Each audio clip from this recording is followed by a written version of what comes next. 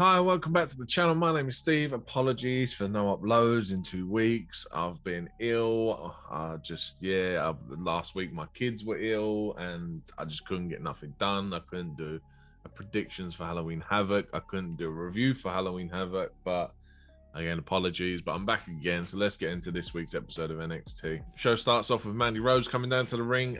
Not a very interesting promo. It's not very good. I've seen better in general. They just talk about how they won everything at Halloween Havoc.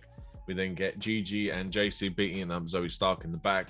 Later on in the show, it says that she's taken off to a hospital for further examination and to check the social medias to see what happens with her. Io Shirai comes out to challenge Mandy, and we get Gigi and JC come down to get the numbers game. But then Caden Carter and Casey Catanzaro come down to make the save. And yeah, I believe this is leading to, there's a supposed 6-woman tag team match next week, which I presume will be those three on those three. Again, just not a very impressive opening promo from Mandy, if I'm honest. Shortly after, they're backstage and Mandy runs into Dakota Kai. She says, look, I didn't do it to help you win. I did it to end Raquel Gonzalez, and Dakota Kai's up next for a match. Just before that, though, we get the first of three Duke's Poker Room promos with Cameron Grimes. It actually was mildly, it was entertaining after the third one. I'd say the first one, you get Cameron come in. The second one is basically just whittling down the numbers to get down to just Duke and Cameron. And then the third one is Cameron actually beating Duke with a pair of twos. How this is going to lead to Cameron losing his money, I don't know. But hopefully it'll be interesting rather than sort of backstage segments, if I'm honest. We then get the Dakota Kai's match against Cora Jade. Cora Jade's actually been on quite a bit of a win streak, but unfortunately that comes to an end here. Dakota Kai picks up the win. There's something weird going on with Dakota. I don't know if it's a new transitioning character, whatever it is, but after the win, she drags Cora to the outside. She drags out a table. Instead of setting the table up, she lays it on top of Cora, stands on the apron, looks like she's going to do a move off of the apron onto the table, which is laying on top of Cora, but she doesn't. She stops. She just picks up Cora's mini skateboard that she's got, lays it on top of her, and walks away. So very strange, but yeah, so Cora Jade's good hot streak at the minute has unfortunately come to an end. We then get an MSK video package, and this was really strange because they said they were champs for over 200 days, and they've not done nothing like this. There was no video packages for their entire run as NXT Tag Team Champions. But they basically start going on about this whole origin of MSK, and they start talking about the origin again, and then conveniently a bus pulls up in front, and then the bus drives off, and Carter's finished talking about it, and then Carter drops the shit word. He's like, Nash says to him, West says to him, wasn't that our bus? And Carter's like, ah, shit. And then they just walk off, and yeah, okay. But like I said, it's nice to see character development with these two. So for as long as they were tag team champs, we rarely got anything like this from them. Then on to the next match, if you want to call it that. This was really bad to start with. Zion Quinn versus Robert Stone. This is leading on from Halloween Havoc last week, where Quinn put Stone through a table. Stone basically challenges him to a dance-off by the looks of it, and you have Robert Stone doing some awful dancing, and then Quinn's like, "No, I just came down here to kick your ass, but now I'm good." Yeah, and just this was bad. And all of a sudden, the crowd sort of egg him on, and he's like, you know what, I'll do it. And then Quinn starts singing HBK's theme tune. The crowd were into it. They started singing it back, but I presume that was just purely because of the song, because this was terrible. It then ends up with Robert Stone slapping Zion, and then Zion the match starts.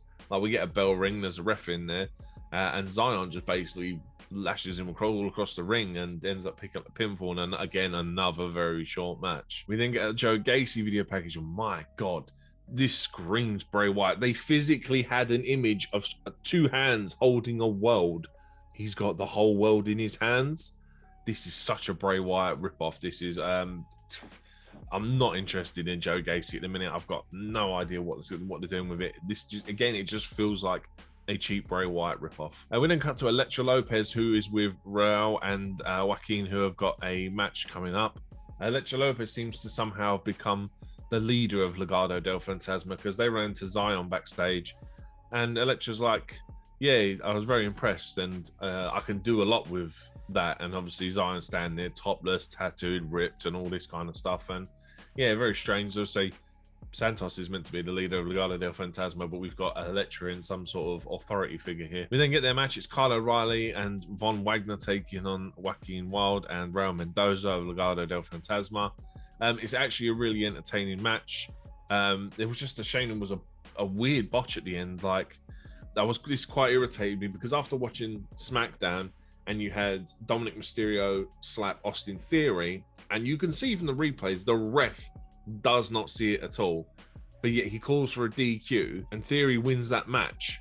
So the ref has seen something, well, the ref hasn't seen something, but yet calls it. But when Von Wagner is rolled up, his foot physically touches the rope. Now, they play off it a bit later on in the commentary in the next match.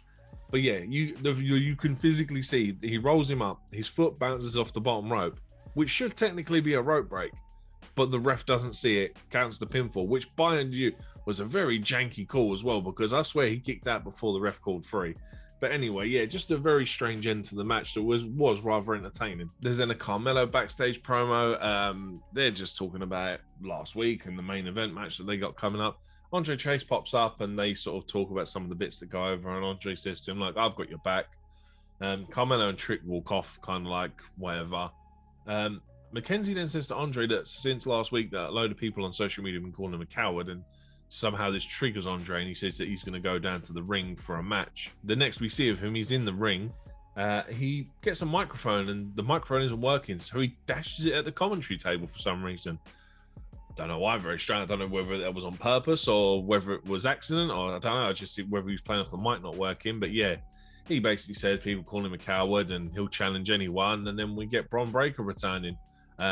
Strangely enough, very short match. Bron Breakker wins in no time with a power slam, and yeah, he cuts a promo just saying that Ciampa was the better man, but he will be back and he will be challenging for that NXT title in the future, and he will take it off of him. Another weird backstage promo now, Imperium being interviewed. You can tell it was pre-recorded because Marcel Bartel and Fabian Eichner, they're talking in the native languages, and it's all subtitled up. But then Gigi and JC Riot walk in and they're like, oh yeah, this is where they announced this six-woman tag team match for next week. And they're like, we really feel you should watch us next week.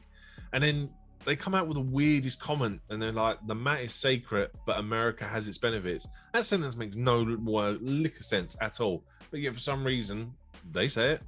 Don't know why, but yeah, sure. I don't know whether this is supposed to be I don't even know what it's supposed to be. JC and Gigi hiring sort of enforcers for him in the shape of Eichner and Bartel. I don't know, but I just want water on NXT now, man, because they just need, well, I don't know what they're doing with these at the minute. We then got what I thought was going to be an absolute shit show of a segment, which was the Lashing Out with Lash Legend, and then I completely forgot that my favorite character, Tony D'Angelo, was on it. My God, this guy is so entertaining. I want to watch him every week. Lash tells him about how that his producer had said no, that all of a sudden his producer disappears, and then Tony's on there. Tony's like brushing it off like nothing, and then Lash says, well, the producer's here, and they bring him out. And they bring him out, and the producer comes out, and he's got his arm in a sling. And then Tony does some great character work here, and he basically talks to him like he knows everything about him. He's like, say hello to your wife. Say hello to your children. Say hello. You live in a house with a white picket fence and all this kind of stuff. And this is just great character work from Tony D'Angelo. And then after they basically throws the producer out and tells the producer, it's essentially a threat without being a threat, saying, I know where you live, I know your wife, I know your kids. He kicks the producer off the stage, and then he pays Lash Legend to shut up so he can leave. And yeah, Tony D'Angelo saves what I thought was going to be a completely dead segment. We then get the third Samoan. We get the third Uso brother. We get Solo Sikoa. He's taking on Jeet Rama. Squash match. Just simple as, really. Solo picks up his first win in his first match.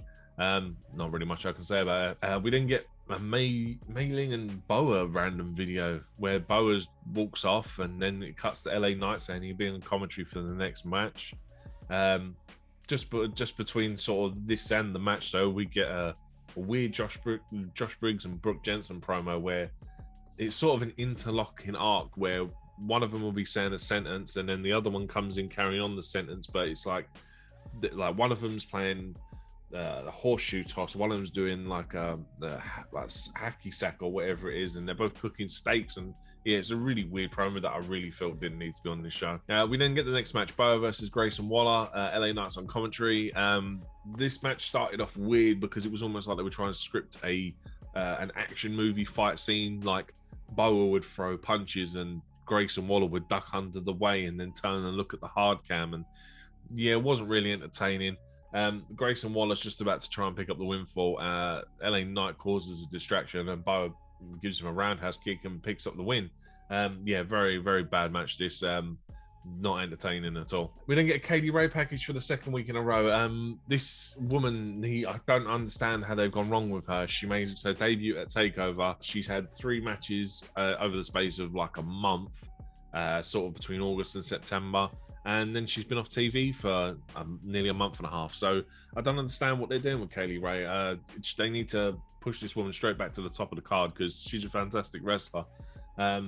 Yeah, I just hope that this whole 2.0 rebrand doesn't squash what should have been a decent introduction for her. We then get Boa going back to Mei Ling, who's disappeared, and he looks at the chair and then turns around and he has a face full of makeup and black lines across it, and then he blows smoke and ends that. So God knows what that means.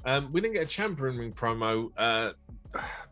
To be fair, this got better towards the end, but it was kind of like, oh yeah, Ciampa calls himself the god of NXT. Carmelo then comes out and interrupts because obviously they have a match next.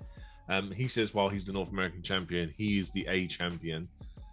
Trick then starts running his mouth, who, by the way, I forgot to add praise to Trick last week. Very entertaining on Halloween Havoc. I would love to see more of that side of him because the serious stuff that he tries to do, I'm just not into at the minute. But I say last week, very entertaining. But Trick starts running his mouth. Ciampa sucker punches him. Ciampa then leaves. And as he leaves, Johnny's music plays. And you get that goosebump feeling because you can see it on Ciampa's face. And Johnny comes out and they stand side by side looking at each other. And maybe we might get the proper finale to this Johnny Tommaso feud. The one we should have got like 3 years ago or however long it was. Do you know what I mean? It's hopefully we get that. We get the final, the proper conclusion to that saga. But anyway, this leads into the next match. It's Dexter Lumis and Johnny Gargano versus Trick Williams and Carmelo Hayes. A very entertaining match. Very, very entertaining. Dexter and Johnny's chemistry in ring, the stuff that they're doing, is very Dexter-esque, like putting a glove on, and there's a great spot where Dexter jumps off the top but doesn't actually do a move, but then just sucker punches him straight in the face. This is great stuff. But shockingly enough, Carmelo and Trick pick up the win. Trick ends up hitting Dexter over the back of the head with a shoe.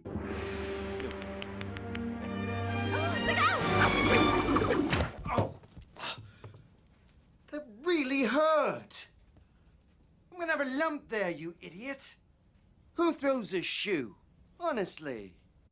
Which leads Carmelo to pick up the win for a very, very shocking ending. But yeah, again, very entertaining match. Go back and watch that one because that one was really good. But yeah, all in all, a very entertaining show. Some bits I probably shouldn't have been in the show. Some bits could have been longer, I felt. They need to sort out this match length problem. I say it every time I do a review. Too many short matches, man. You're not getting us invested in the actual person as a wrestler.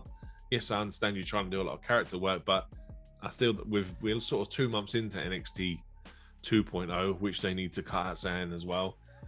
We've had time to meet a lot of these characters now, and yeah, we need to now start focusing more on the in-ring capabilities. But yeah, all in all, a good show from my opinion. But yeah, I hope you have a good day, and I'll catch you in the next one.